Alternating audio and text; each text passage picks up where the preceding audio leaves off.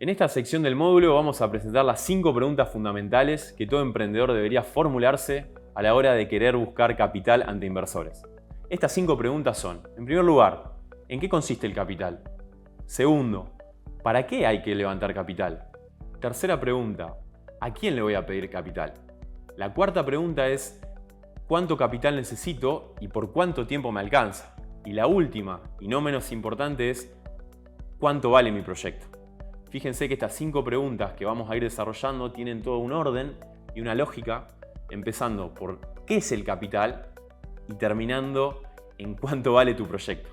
Todas estas preguntas son fundamentales que todos ustedes tengan una respuesta antes de ir a golpear las puertas de un inversor, así pueden tratar de conseguir los mejores términos para estas rondas de financiamiento. La primera pregunta que nos tenemos que hacer a la hora de ir a buscar financiamiento es, ¿realmente en qué consiste el capital? Vamos a dar en primer lugar una definición del capital. El capital es cualquier monto líquido de fondos que se necesita para solventar 3 grandes grupos de gastos que una organización tiene. Imagínense cualquiera de ustedes con sus proyectos o con sus ideas, ¿para qué necesitan el dinero? Generalmente hay 3 grandes categorías que engloban todos los gastos que una startup necesita. En primer lugar, para cubrir los gastos operativos. Dentro de gastos operativos tenemos sueldos de personas, inversiones en marketing, campañas publicitarias, testeos del producto, desarrollos. La segunda gran categoría es todo lo que tiene que ver con inversiones en maquinarias. Imaginemos que su proyecto involucra una gran inversión en maquinarias, entonces es necesario poder comprar máquinas, equipos, computadoras y eso obviamente tiene una inversión. Y en tercer lugar, no nos olvidemos del capital de trabajo. El capital de trabajo es un concepto bastante contable, pero se refiere principalmente a las demoras en las cobranzas y los pagos y en los ciclos en los cuales vamos a percibir nuestro dinero. Por ejemplo, imaginemos que nuestro cliente es el gobierno. El gobierno muchas veces tarda 30, 60 o 90 días en pagarte. Entonces uno también tiene que financiar un desfasaje temporal entre el momento en el que compra sus materias primas, desarrolla sus productos, hasta el punto en el cual efectivamente cobra sus ventas. A modo de resumen, el capital es muy importante para una startup y se utiliza principalmente para financiar 3 grandes rubros: gastos operativos, inversiones en maquinarias e inversiones en capital de trabajo. La segunda gran pregunta que nos tenemos que formular es si realmente hace falta reunir capital. ¿Para qué sirve el capital? Y la realidad es que el capital es fundamental. Mismo vimos en uno de los primeros videos que tuvimos hoy que el capital es uno de los 3 vértices del éxito de un emprendimiento. Tercera pregunta que vamos a formularnos en el día de hoy: ¿a quién le pido capital? Acá la principal cuestión es tratar de entender en qué estadio del ciclo de vida de la startup te encontrás. No es lo mismo ir a pedir financiamiento cuando recién arrancás y no tenés más que una idea, que cuando ya sos una empresa con ventas, con clientes y una fase grande de expansión. Cuando hablamos del mundo startup, hay un gráfico que es muy importante que acá pueden ver, donde presentamos el ciclo de vida de una compañía. La línea que tenemos en verde muestra el grado de desarrollo de las ventas o el nivel de desarrollo de los productos. Al principio, cuando una startup recién arranca, está en una etapa que se conoce una etapa seed o, en español, una etapa semilla, donde el proyecto no es más que una idea, donde son tal vez un grupo de amigos o de gente que otros piensan que son unos locos, ¿no? Que están desarrollando un nuevo proyecto, una nueva idea, y generalmente la fuente de financiamiento en este estadio viene por aportes personales, familiares, se conoce como la triple F, los family, los friends y los fools. Familia, amigos y los tontos. ¿No? Esto es un chiste, pero realmente es la forma que generalmente los proyectos cuando recién arrancan suelen ser financiados. Una segunda etapa, cuando ya la compañía no es más que una idea, sino que ya tiene generalmente un producto mínimo viable o alguna especie de testeo de su prototipo, esta etapa ya se conoce como una etapa más de startup. Y cuando ya todavía se mueve un poquito más en el ciclo de vida de desarrollo, ya está en una etapa más llamada early stage o inicio temprano de la startup. En estas 2 etapas que acabamos de mencionar, tenemos el rol muy importante de una serie de instituciones, como son las incubadoras, las aceleradoras y los laboratorios de innovación de universidades y de institutos de los ecosistemas emprendedores. Todas estas instituciones lo que hacen es ayudar a los proyectos a incubarse, utilizando el mismo concepto de los pollitos y de los huevos, y las aceleradoras que ayudan a una startup que ya está un poquito más avanzada en su desarrollo a que aprieten el acelerador y su crecimiento sea muchísimo mayor. No nos olvidemos también en esta segunda y tercera etapa de desarrollo de la startup los famosos inversores ángeles o angel investors, que son inversores, generalmente personas físicas que tienen mucho dinero y que, entre otras alternativas de inversión, no solamente invierten en bolsa, en acciones y bonos, sino que también parte de su patrimonio lo utilizan para financiar proyectos que creen que van a ser muy disruptivos y que pueden generarle unas ganancias en el futuro. El siguiente estadio de desarrollo de una startup, que ya no es tan startup, sino que más bien una empresita, con empleados, con oficinas, con ventas, se conoce como la etapa de expansión. En esta etapa realmente se necesitan cada vez mayores fondos para poder expandirse. Imagínense una startup como ustedes que arranca en Rosario y que tiene planes de irse a Silicon Valley en Estados Unidos o a China. Evidentemente se necesita mucho más dinero. Y aquí aparecen otros organismos y otras empresas muy importantes para financiar tus proyectos, como son los fondos de Venture Capital, o en español fondos de capital de riesgo.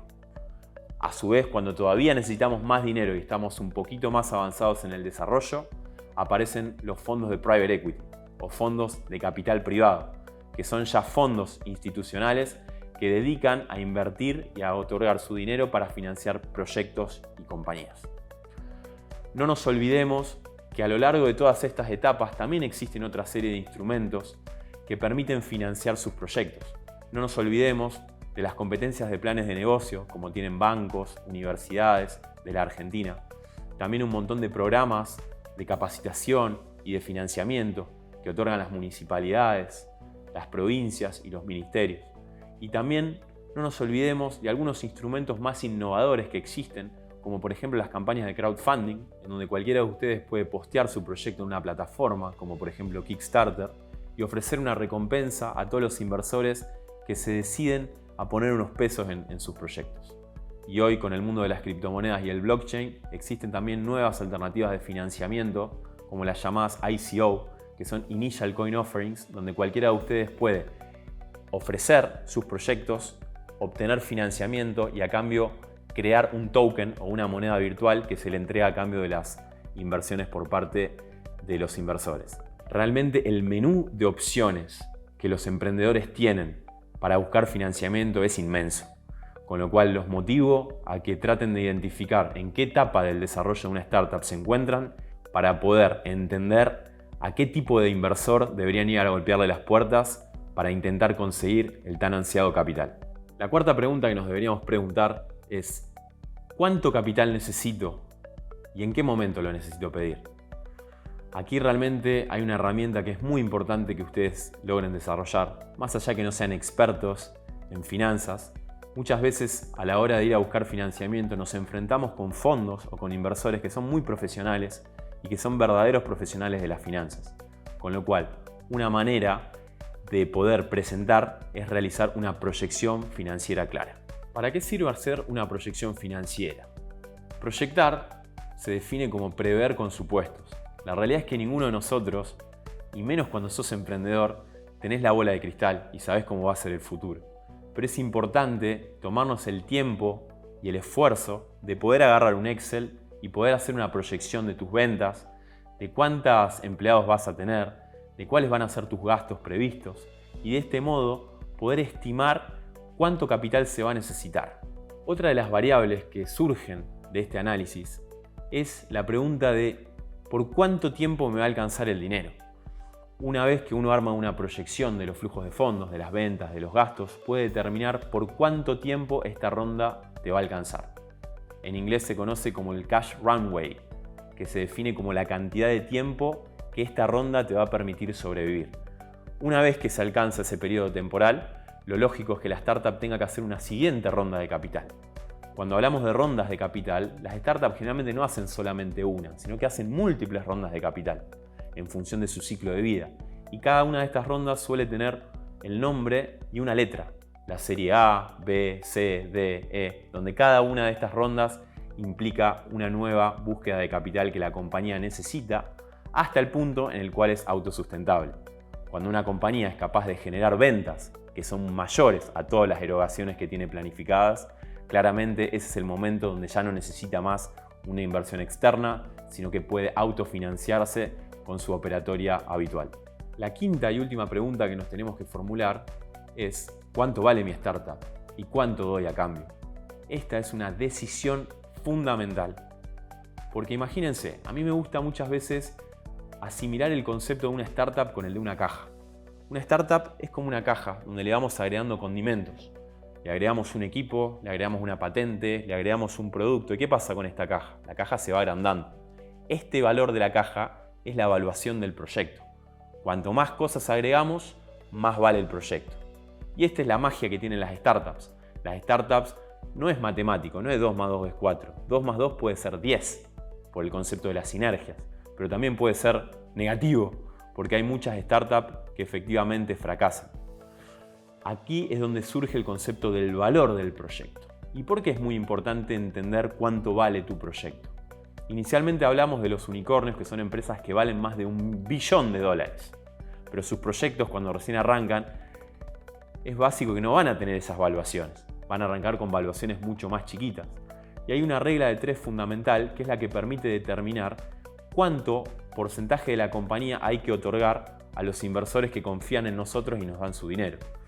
Lo que tengo que hacer es dividir la inversión sobre la evaluación y ahí vamos a tener el porcentaje de acciones que tengo que otorgar a los inversores. Por ejemplo, imaginemos que ustedes están buscando levantar $500.000 que les va a servir para poder montar su primer oficina, sus primeras pruebas de laboratorio y sus primeros testeos del desarrollo que estén haciendo. Imaginen que su startup tiene una evaluación de $2 millones, con lo cual cualquier inversor que viene y les da los $500.000, ustedes deberían darle el 25% de su compañía. Con lo cual, vean la importancia que tiene establecer una buena evaluación de sus proyectos. Y después de hablar con tantos emprendedores y haber escuchado tantos casos de éxitos y de fracasos, uno de los consejos que siempre dan es que nunca cedan tanto capital al principio. Uno de los grandes errores de los emprendedores es dar mucho más al principio a los inversores. Lo que termina pasando es que al final de varias rondas de capital que hagan, suponete que hacen 5 rondas, A, B, C, D, E, el equipo fundador termina muy diluido y termina siendo dueño de una participación muy pequeña de la compañía. Lo recomendable es que en cada ronda de inversión se suele ceder entre un 20 y un 30% de capital.